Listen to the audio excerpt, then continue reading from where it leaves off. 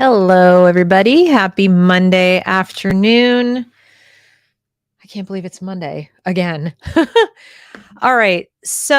I debated whether I should make a recorded video about this topic or just speak. And I decided I would probably do a better job just off the cuff, just riffing live. And that way, too, you guys can react to things I'm saying as I'm saying them. And hopefully, maybe it'll turn into some kind of a conversation. But here's what happened. I was driving along the other day, and as often happens when I'm just sitting in my car driving, these ideas pop in my head or questions pop in my head. And as this one did, it occurred to me I should ask it out loud. And that is, why are we asking our children to fix the world?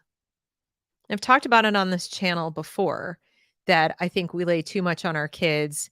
And the argument of many educators today is, well, how else can they undo the wrongs in society and pursue social justice and fix the climate and fix everything that's broken and eliminate the systemic racism, et cetera, et cetera. How can they do it if we don't teach them XYZ, or if we don't expose them to these things, or if we don't fix them?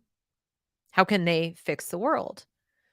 And there are two problems I see with that. The first is this presumption, it's baked in there, that our kids are or are surely to be broken by us, their parents, right? Because why else would the schools, the educators, the teachers want to get in so fast? And now they want to do it in preschool, age of 3, to, get right up in there. Make sure they get the right messages. Got to get in there. Got to monopolize that time.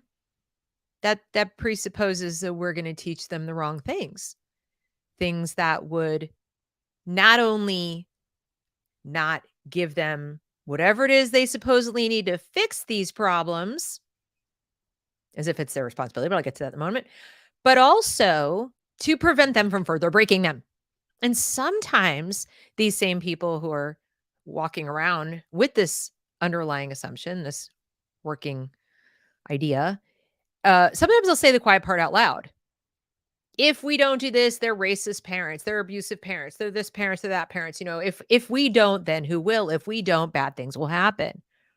They're the guardians of all appropriate information and training when it comes to taking little humans who are brand new on the planet, turning them into decent people who won't build a terrible world. Now, if we go with, and I do believe, while it's somewhat cliche, but it is also true, the children are the future in a very literal sense.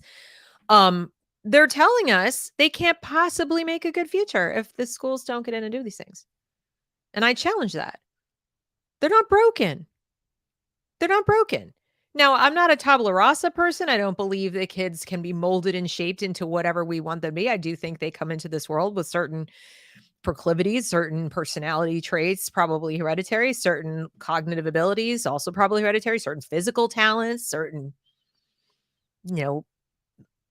tendencies towards, certain things. If you were born to two accomplished musicians, the likelihood that you'll have musical talent is certainly statistically higher and things like that. I believe in that. Yeah, I do. But if you listen to educators today, no, they're blank.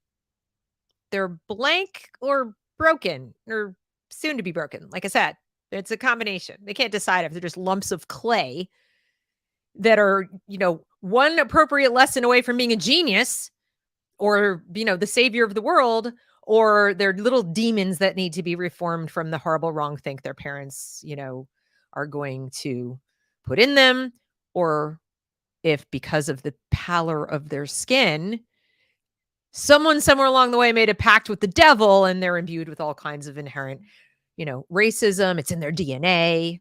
We've heard that. Or, oppression. We have these epigenetic memories now some people are talking about. So, like I said, depending who you talk to, the kids are either broken and have to be fixed, or they're just these little blank slates and they got to get them away from us quickly so we don't mold them in the wrong way. I challenge that. I say rubbish to all of it. Just not true. There's evidence, there's data, there's research, actual research to refute all of these underlying assumptions. And that's not to say that children can't be influenced in a positive or negative way by their parents or by anyone for that matter. If their parents can influence them negatively, then what about the school? What about the teachers? Why are we assuming that these people who work for the government or a school, these total strangers, why would we assume that they are just inherently less likely to negatively influence our children than parents? That seems what the establishment is saying. If we don't incline them towards social justice, terrible things will happen. We won't have social justice. All the systemic problems will perpetuate. They will continue. Like, it's just this. No progress has happened. No progress can happen. Human beings don't think. They don't look around of their own accord as individuals and go, that shouldn't work like that. People shouldn't be treated like that. Maybe we should do something different. Despite all the people who've ever lived who've said exactly that, all the people who've written books and marched and, started movements and voted certain ways or fought in wars or done all kinds of things, many of them voluntarily, to make things better for other people. No, that won't happen. They couldn't possibly individually come up with these good ideas. No, we must teach them. It's just kind of ridiculous. But I don't think we stop and examine it. I don't think we stop and really listen to what they're saying between the lines. We have to pursue equity and diversity and inclusion. And there's an urgency. It's critical. The reason we have these gaps is that we haven't done these things. Like, well, then what the heck have you been doing? How come we don't turn to them and say, all right, y'all have been in charge of this for 100 years. You have. Yeah, you've been in charge of this for 100 years. NEA, AFT, all y'all, you've had a lot of power since the 70s at least. Like, what you been doing? Parents have not been up in your business till recently, really.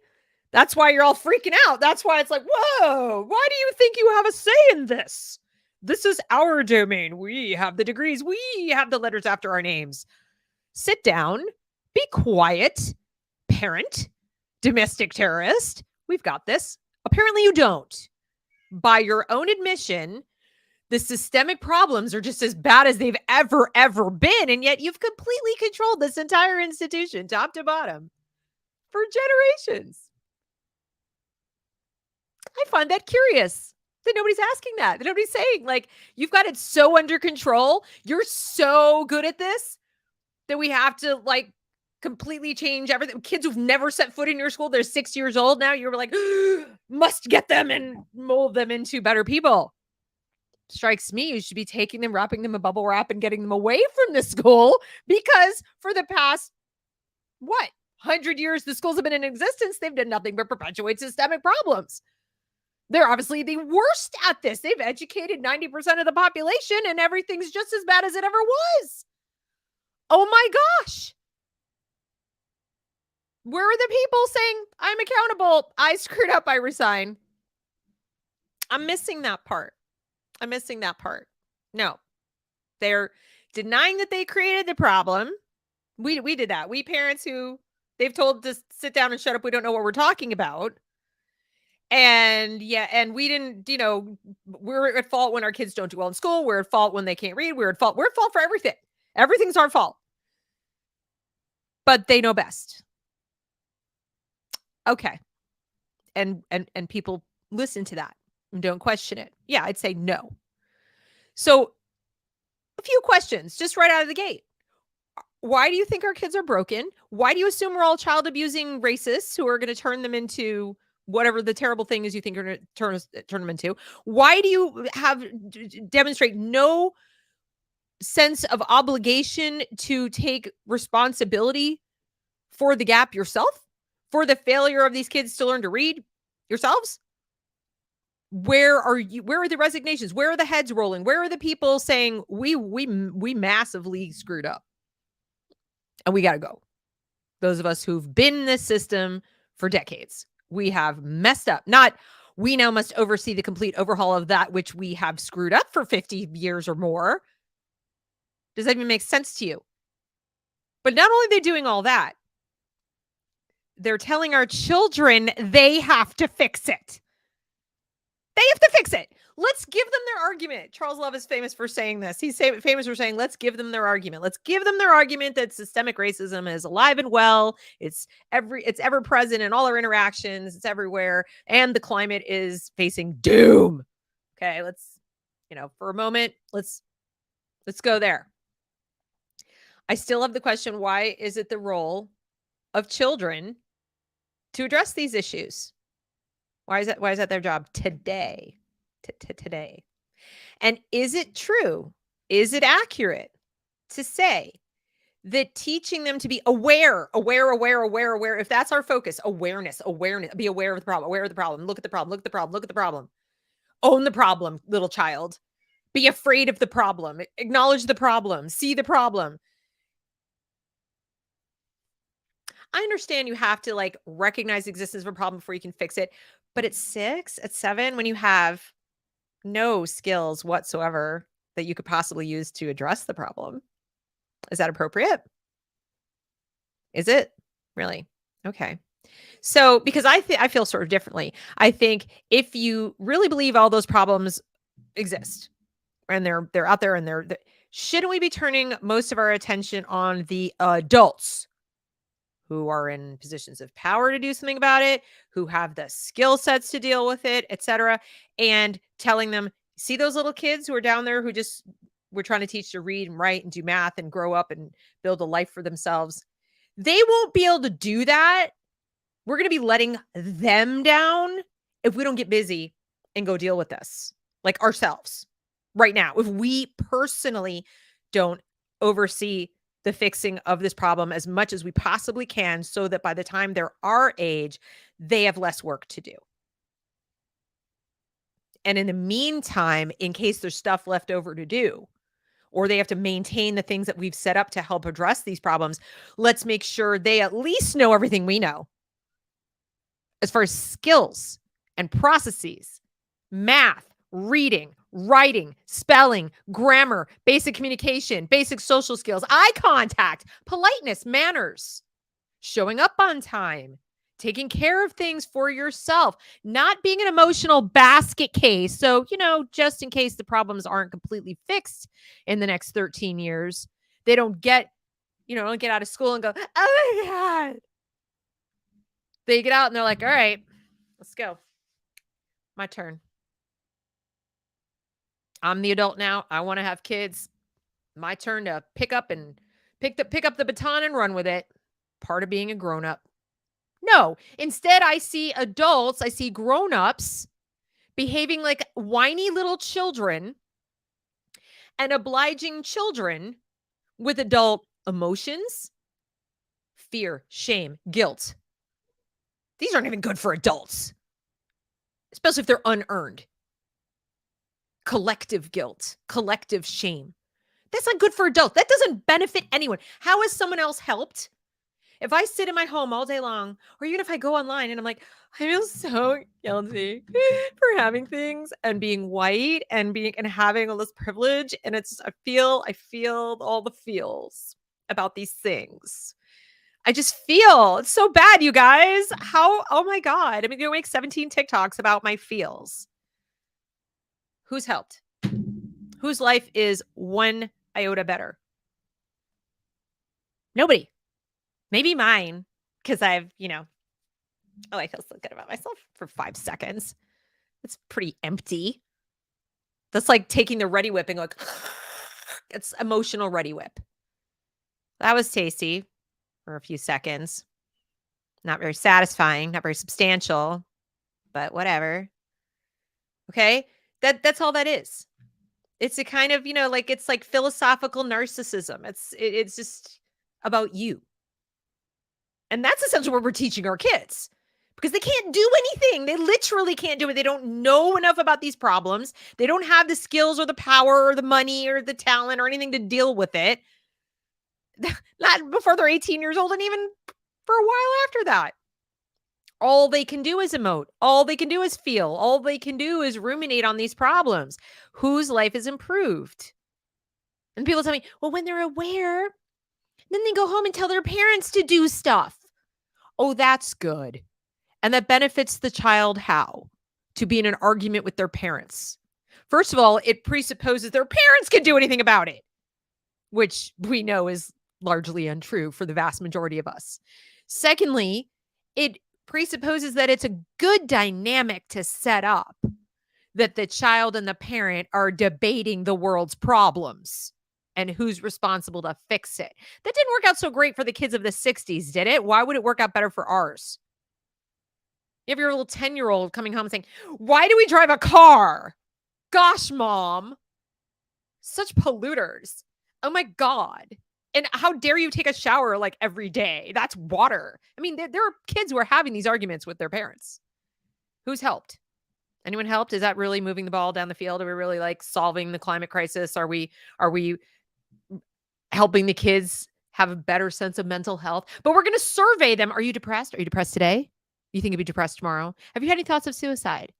Why are we talking about suicide? Because you need to know about it. You need to be aware of what it feels like to feel like you might want to commit suicide, because then you might want to, know about that, because what? So we're going to talk about all these things, put these ideas in your head and get you, thinking about, worrying about, talking about, going home, worrying about it some more with your parents. Now your parents are worrying, everyone's worrying. How much learning is going on of things you actually need to know to solve any of these problems? How about just to solve your own problem in the moment of just, getting through that day without dissolving? We're not. That's why I keep saying it's abusive.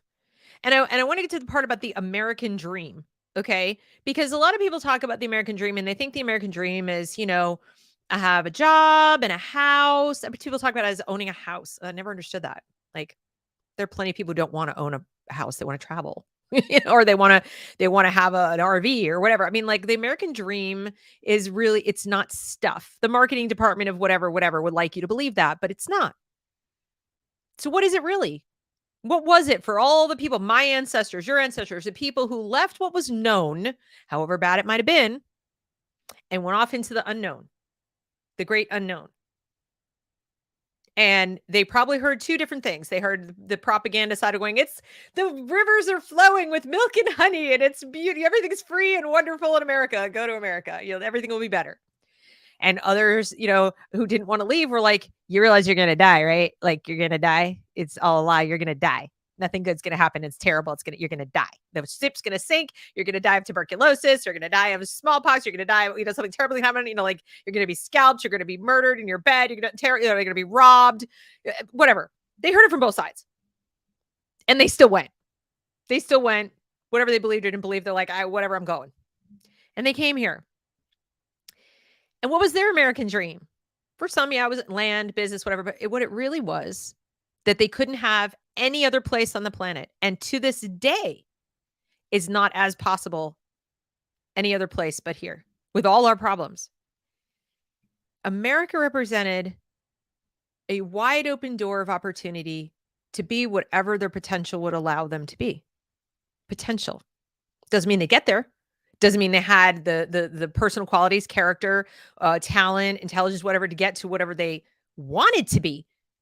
But there wouldn't be somebody else, the government generally, or some class guardian standing in their way and arbitrarily saying, you can't.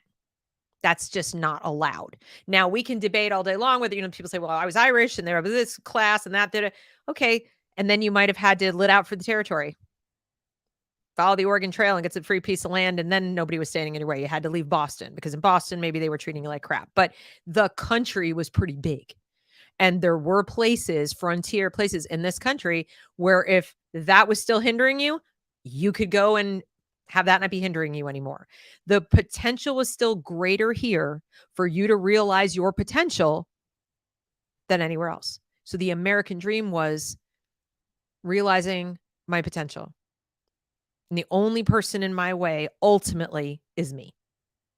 That's really the main barrier.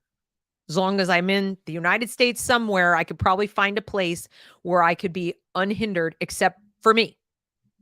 The limits of my own, whatever, talents, abilities, perseverance, hard work, all that, because your potential is rolled up in there. You really can't go farther than you could do, right? So, I mean, I suppose somebody could like put you there, but Europe, other countries, no, there'd be arbitrary barriers, arbitrary rules, arbitrary lines. You can't do this. And what we're doing right now is we're taking 6-year-olds and we're telling them that that dream is not possible. We're telling them explicitly, if you're not white, barriers. We're pointing them out to children who don't have the world, like the worldly wherewithal to understand they're being lied to, or things are barriers are being exaggerated, like grossly exaggerated.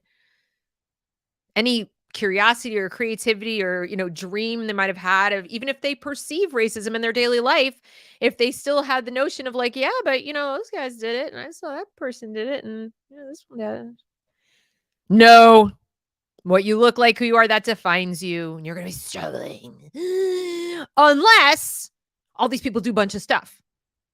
Be very anxious and concerned and angry if they don't and all that. But it's still an unless. It's not, yeah. The only unless is unless you stay where you are. If you walk around them and go over them and go under them and like that racist person, or they go around them. Do over them, go under them, ignore them. Yeah, racism exists. There might even be some systemic issues. But why don't you go see what that's like in some other countries where there's no way to walk around it. There's no way to avoid it. There's no way to ignore it. And there's nobody who's going to be your champion while you're trying. But we take that dream of every little child that like, who am I going to be? Like I said, doesn't mean I can be anything I want.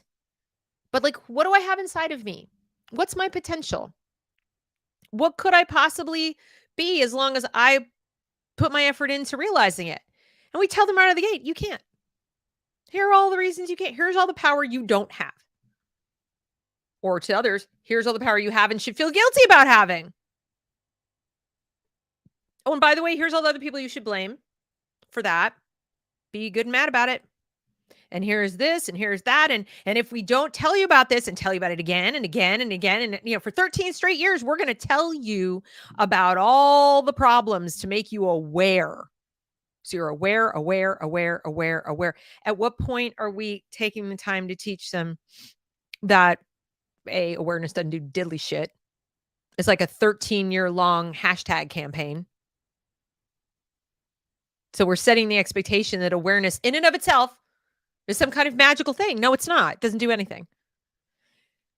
I'm aware I should eat right. I'm aware I should exercise more. I'm aware I should probably not salt my food. I'm aware that diet soda is poison. I'm aware that seed oils are not good for my complexion. I'm aware of a lot of things. Does that translate into choices all the time? Based on that awareness? No, it doesn't. Because that is a function of character and also knowledge of my options. So I'm aware this is a bad thing, but I also know how to avoid it. I also know what to choose instead. I know how to proactively protect myself and go do other things and avoid the bad things. We are telling these kids like they can't. And then the next breath going, growth mindset. You can be anything you want to be as long as those people get out of your way and stop being awful. Or you can be anything you want to be. Just believe in yourself. Just believe. Well, that's a lie too. And how do you get the kid to believe in him or herself on the heels of, I am telling you who you are, but I don't feel like that's one, but I'm telling you that's who you are. Those dreams you had, the person you thought you were or were going to be, or your parents are telling you that they hope you will be or whatever. No. See this chart? Okay, find yourself on the chart. That's how little power you have. That's how big of a victim you are. Oh, by the way, do we mention that there's more virtue the more victim you are? Do we mention that you're the more innocent, more virtuous person, the more of a victim you are, the more you actually don't do and can't do? And those of you who are, privileged, we're taking small children and we're teaching them to be responsible for things that are too big for them to understand. We're teaching them to feel bad about things they don't fully understand and aren't their responsibility. We're teaching them to fear being an adult. And if you don't believe me, go round up a bunch of, 11 or 12-year-olds and ask them how excited they are to grow up. check in. They're not super psyched about it.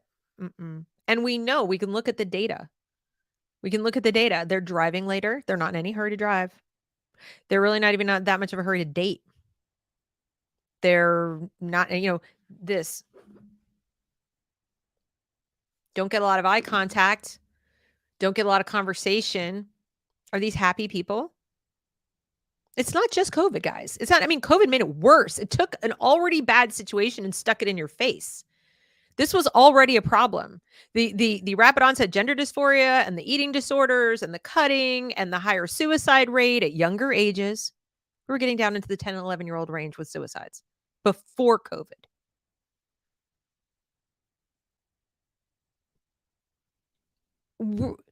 What is the American dream? After we tell our kids about all the bad things and then pat ourselves as adults on the back for doing it. To what end?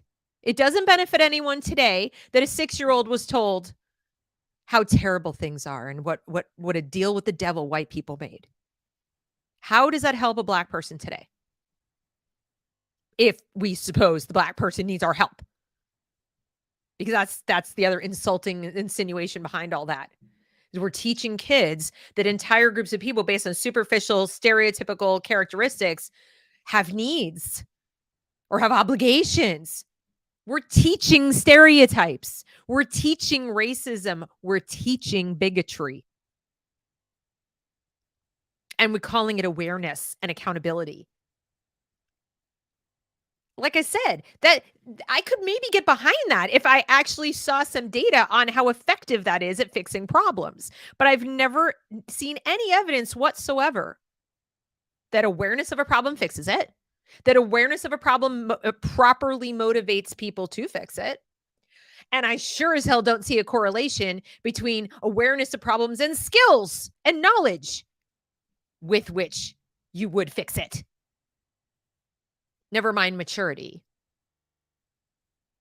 But I have seen gobs and gobs of data that you can desensitize. It shows that you can desensitize people to problems through overexposure. You can desensitize people to even seeing something as bad by overexposure. Violence. Oh. Sex. That's boring. Sound familiar? So what happens when you take a 6-year-old and you're like, oh my God. By the time they are probably 13, they're cynical. They're bored. Nothing really scares them, like in a good way. Like, wow, I'm very concerned about that situation. If some of them I've talked to are kind of sociopathic, to be honest with you. They're like, empathy hasn't been strengthened. It's been reduced. They're like, yeah, everybody's got problems. Yeah, whatever. Everything's awful. Instead of everything is awesome. We're not teaching gratitude. We're not teaching. So, let's take a look at privilege all by itself. Let's again give them their argument that we should be aware of our privileges, aware of how lucky we are. Okay, I'll buy that. It's called gratitude. Gratitude is the antidote to lots of negative things in this world, I believe. So imagine if you said, okay, let's look at our, if you don't want to call it privileges, blessings. I know we don't like to use that word in public school. I don't think it's inherently religious, but okay. Count your blessings. Used to be an expression, right? Let's do that. Let's all do that. Students, let's write down 5 or 10 things or whatever today or every day that we are grateful for, that we look around in our lives and we are grateful for, whatever it might be. How much different is a kid going to feel about their individual situation, about the world in general, than if you say, count up your privileges and, compare and contrast with other people who have less than you.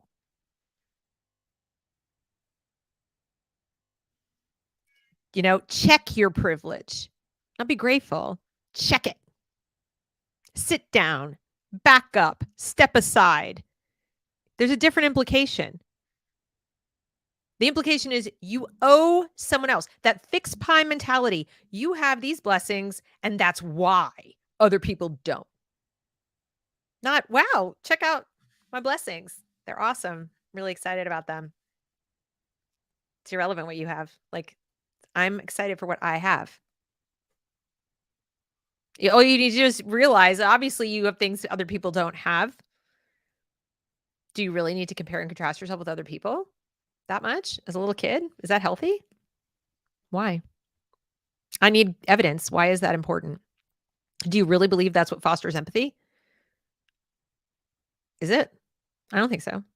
I think being grateful for what you have and then learning how you got those things or how your parents work hard and how, what the process was to learn what they know and how they had to go to work and all this stuff. That I think does a better job of teaching empathy rather than like, oh, you have two parents and live in a nice house. She doesn't.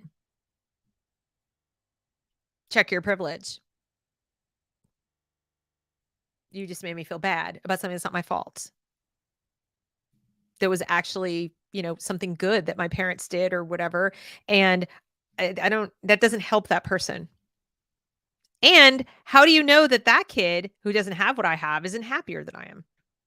Maybe they're grateful as hell for what they have because where they came from, maybe they're an immigrant and where they came from, they were like sleeping in the street. And they're like, wait a second. I like our apartment. Our apartment is pretty luxurious. What are you talking about? How dare you compare it negatively? But this is what we're doing.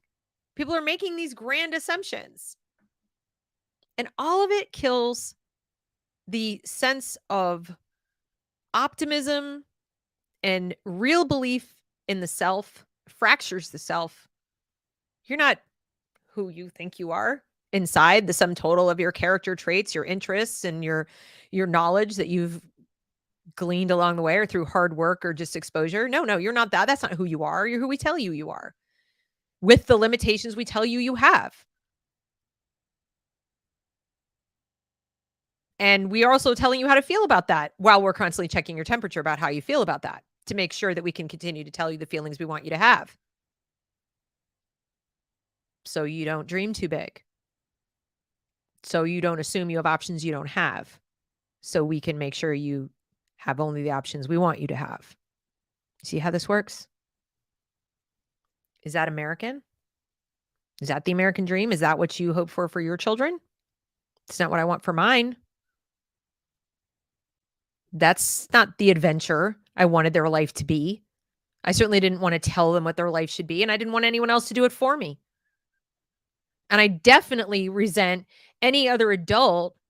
I wouldn't do it either, but I resent the idea that any adult feels free to tell my child what they're obliged to do in life.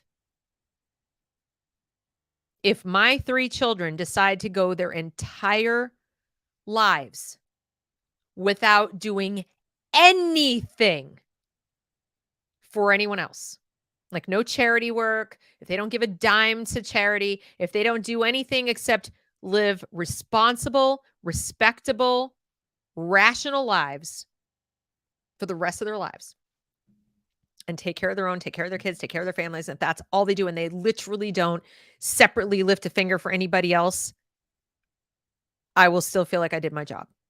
They are not obliged to anyone but themselves and the people they choose to bring into the world, children, a spouse, whatever, that they make promises to, business partners, people with whom they've contractually obligated themselves, things like that. But no, I'm not going to burden my children with, like, you owe the world, blah, blah, blah. No, you don't.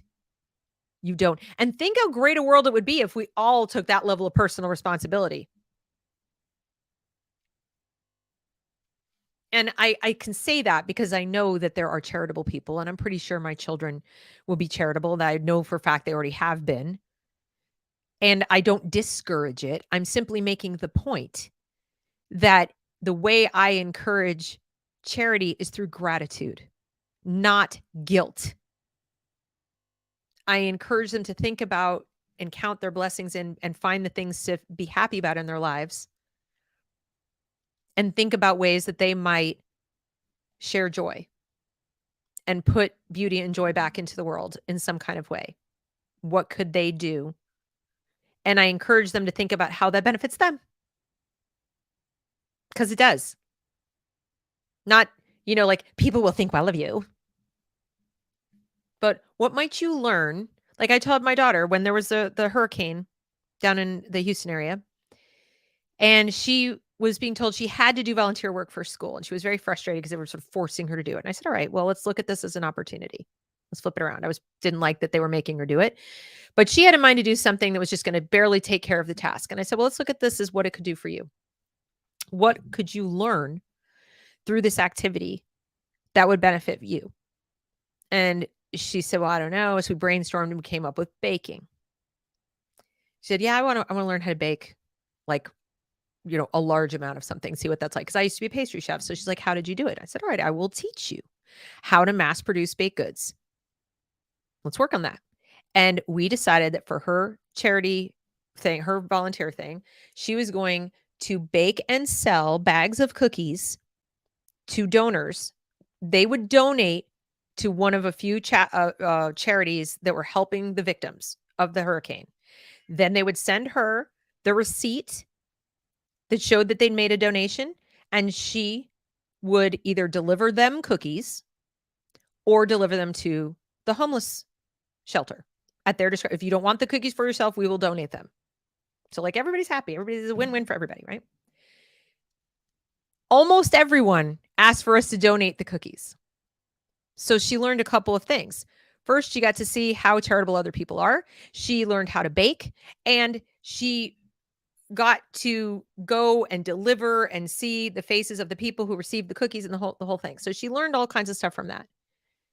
But I had never at any point in time said, "You owe this. You should do the most that you could do." No. It's like, there's something for everybody in here. Everybody can benefit from this. And the initial conversation was, "What are you grateful for?" And she was looking at pictures. She said, "They don't have any food. They don't have any food. I don't have to worry about that I have food today," because they were talking about how the people had no food. I said, "All right, well, let's go with that." So isn't that a better way, a more constructive way than the way we're doing it? Show them opportunity, show them hope, give them reasons to dream about things. We're not doing that. We're making it a nightmare. We are making the adult world sound cold and vicious and mean. We're a racist country, a white supremacist country. There's nothing good has happened here as far as race relations in 400 years, to listen to some people talk about it. They're killing Black people, they say. They're out hunting Black people. Brown people are discriminated against. This is bad. Everybody's phobic. I mean, even the heroes that they're teaching in school are heroes who are either murderers, like Che Guevara and people like that, or they're teaching the people who are like fighting and struggling and angry all the time. They're not doing a lot of talk about Frederick Douglass. And when they do, they cherry pick, the angry things he said. They're not teaching even that much about Martin Luther King anymore. But they sure do talk about Angela Davis. And they sure do talk about Malcolm X and the Black Power movement and La Raza and groups like that. And, what's the motivation to want to be a grown-up? Who are the role models of grown-ups for them? Think about the average kid today in a public school. And let's say they have, a disproportionate number of TikTok teachers in the school. We don't know. I mean, let's hope they don't. But teachers who are talking to them endlessly about social justice, which is telling them all the days of their, school life that the outside world is unjust. Work for social justice. We got to work for social justice. It's saying the country's unjust. And by teaching you about it endlessly, obviously you're part of the injustice, aren't you? Or you have to fix it, or both. Your parents, big part of it. Yeah. Terribly unjust. We're immune. We teachers, except for those who are like going to, hang their heads and say, "I'm part of it too. I have had to check my privilege and acknowledge my whiteness and I'm so bad. Please respect me and listen to me." I don't think these people know how children think at all sometimes. I really don't. I mean, I look at these adults and I'm like, what is your desired outcome here? That the students have no respect for you, that they think you're a liar, or they think you're weak or stupid or guilty. Why would they look up to you? Why would they think well of you? The only way they would is if they get so wrapped up in this, sort of cult-like devotion to your leadership as their, guru of social justice, maybe, but that's certainly not making them, a separate individual who can go out and be an adult on their own. They're just one of your acolytes. What kind of a nightmare is that? So you fit in great in the culture of the school where there's some guru you can follow around and be like, "Well, my teacher said," and now you're out on your own. Who's your guru? Who's the person telling you what to think and feel and do every day while mom and dad are paying the bills and feeding you? Who's doing that? Nobody. Must be very scary right now to be a kid. I can't imagine. I really can't imagine. You go home, you're told one set of things. You go to school, you're told another set of things. That's if you're lucky. Otherwise, maybe your parents are telling you the same thing that they're telling you in school. That's happening for a lot of kids, where your parents are not saying anything. So the only adult role models we have are at school. It just strikes me as nightmarish right now. And this was my thought as I was driving along. I don't know why it occurred to me. I think I just sat there picturing kids in a classroom. I think I was specifically thinking about the climate and climate change and that issue. And I was like, wait a second. What are they supposed to do about it? And why are we doing this? Why are we doing? Shouldn't we be working on it?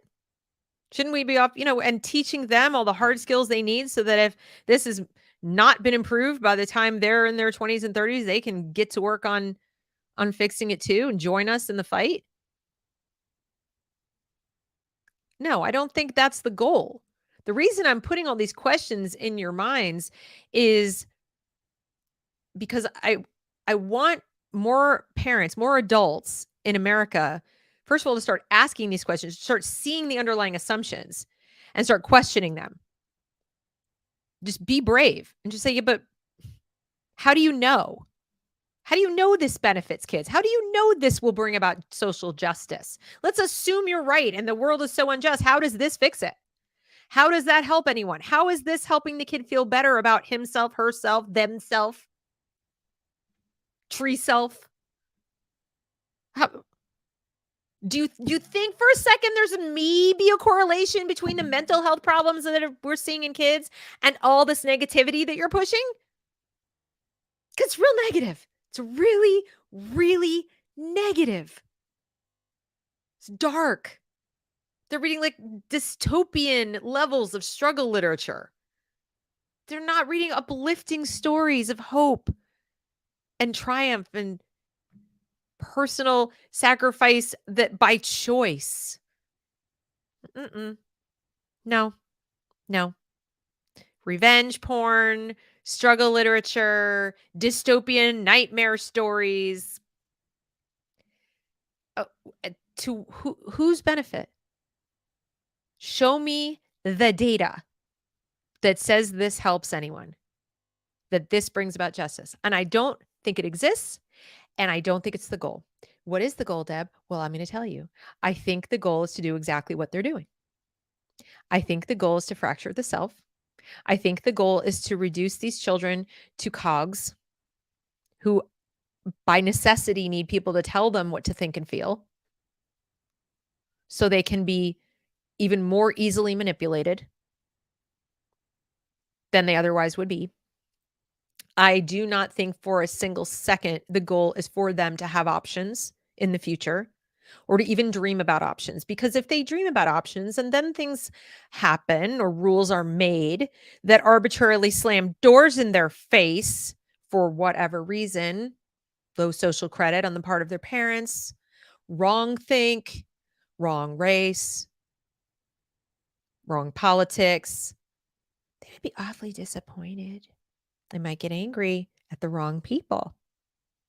But if instead they're taught from the time they're knee high to a grasshopper that this is all they're really good for and all they should expect, and it's really their due, it's what's necessary, it's what they have to do. It's important.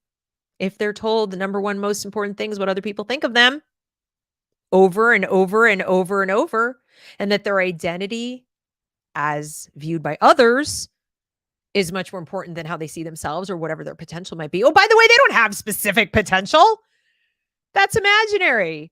They can be whatever they want to be if they can believe it hard enough and are the right kind of person, deserving of it and stuff, according to the people in power. You see how this works? What a nice, docile little herd of sheep. This is exactly what I would do.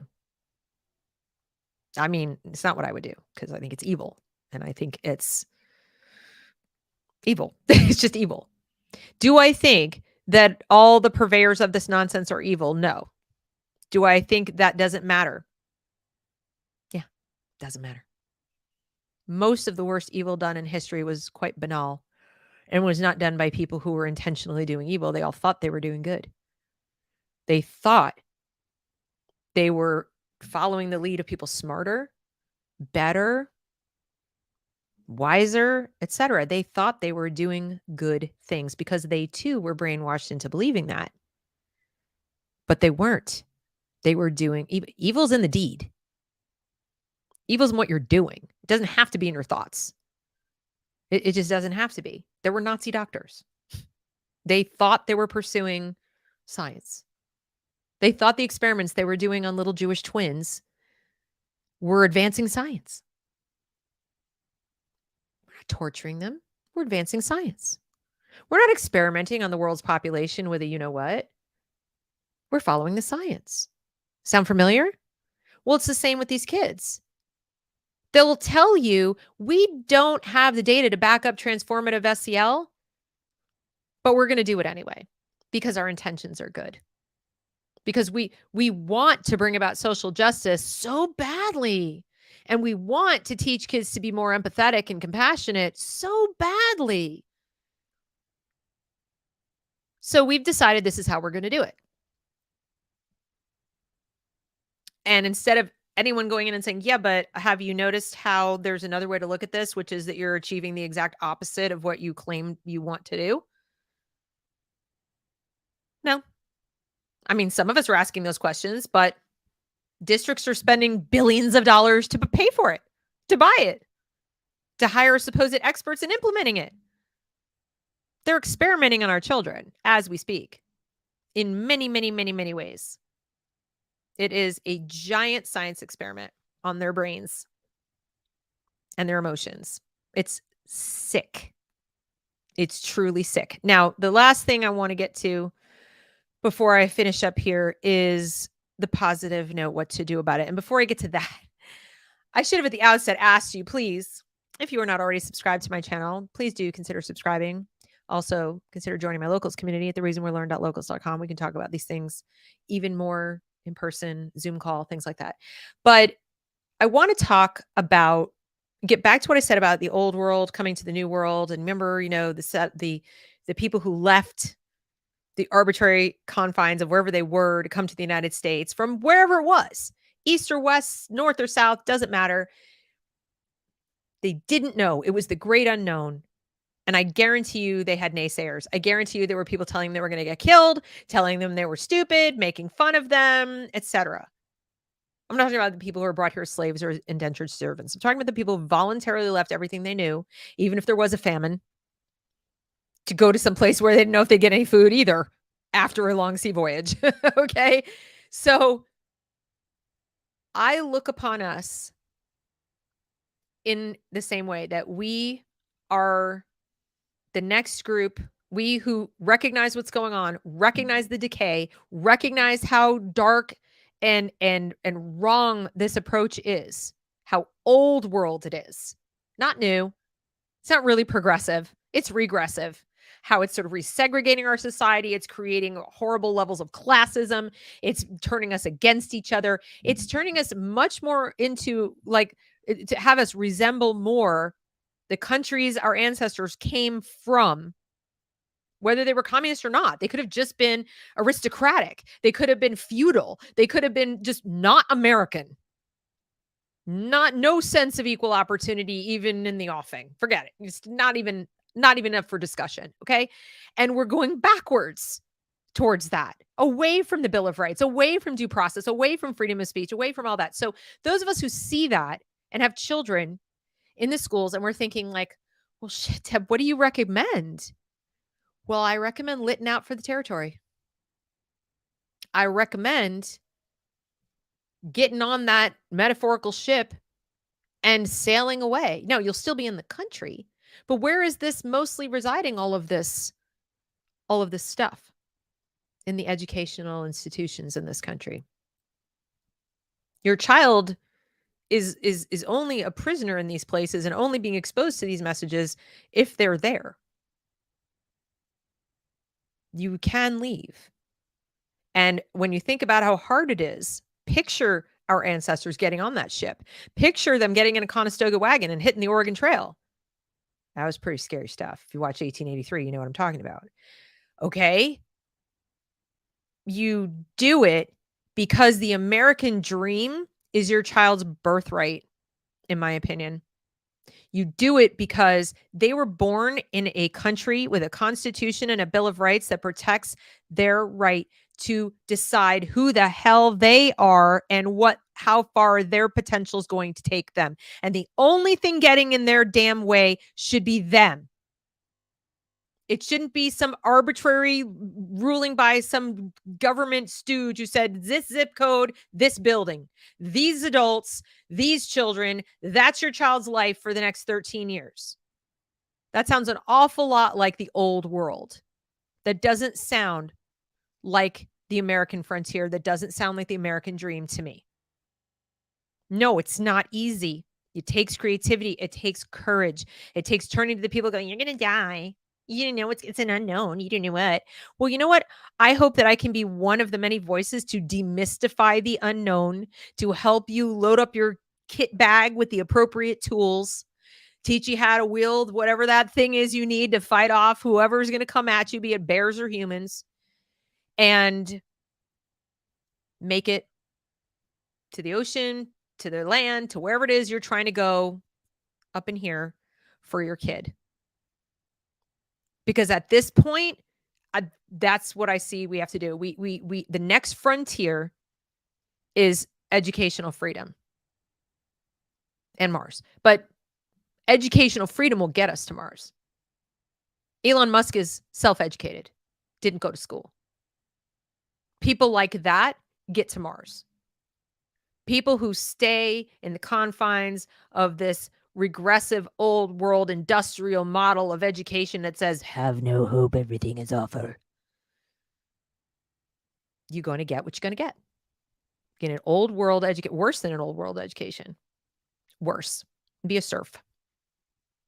So that's what I wanted to share today. Let's see.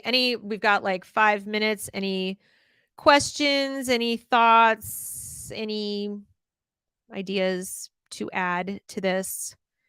Let's see. I'm scrolling back. Blah, blah, blah. And I see there's a lot of immigrants here. Let's see. Yes, this is very true, CL. Americans don't learn enough about communist crimes. That should be a telltale sign that something's wrong, don't you think? It's been a red washing of the curriculum. This is kind of funny. It's weird. In the 90s, feminists wanted to kick men in the balls, and now men want to kick feminists in the balls. Well, here's a thought to put in your mind. A friend of mine said that, feminism, when it started out, really was, maybe first wave was interested in just equal rights for women, but, like being able to go work and do stuff and have credit and things like that. But as the waves continued, it was a decidedly masculine edge to the feminism, in the sense that they weren't just trying to be free to be women and do, I can be feminine and go to work, or I can be feminine and, whatever. It was more like, we're going to compete with men. We can be better men than men can be, we're better than men, that idea. And the problem with that is that it sort of subjugated feminine traits.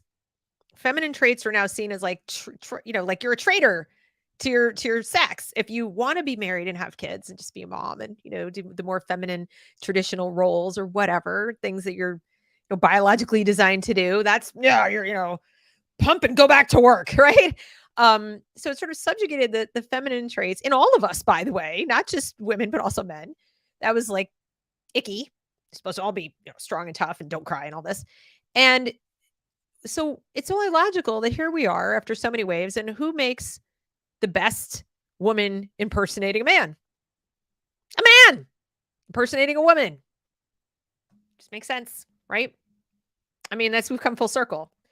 So unfortunately, I think that's kind of why we got here, is instead of feminism championing all the choices for women, it was one set, the ones that competed with men.